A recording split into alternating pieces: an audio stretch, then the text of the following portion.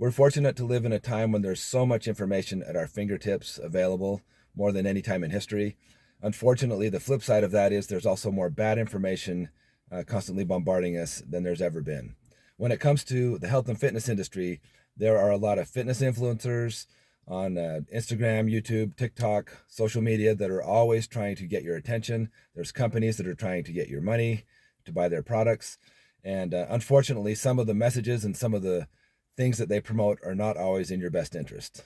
Over the last several years, there have been many trends and challenges on social media. And before you feel that you should jump on board and do any of those things, just remember, these are the same geniuses that brought you these sort of things.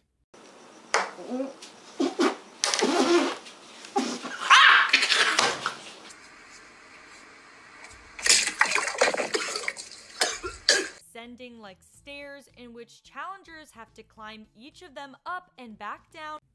One thing you might want to watch out for is bro science. If you're not familiar with that term, it's basically pseudoscience, half-truths, anecdotal evidence, things that people jump to conclusions when it comes to health and fitness. I've never considered myself a science guy. It's just not who I am. This sort of thing ain't my bag, baby.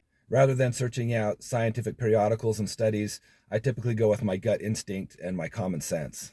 However, it is comforting when people use the scientific method to prove their claims, when there's double-blind studies, control groups, things like that, instead of just anecdotal evidence. Yes, science! Even though you might take comfort knowing that something's been scientifically proven, scientific studies can still be manipulated. One of the videos I did previously was about conflicting information. That's one of my pet peeves. When you have people with PhDs, professors, scientists, doctors who are experts in their field that contradict one another because they're cherry picking certain studies, certain size control groups, things like that. So you still got to be careful about what you believe, even if it is backed by science in some cases.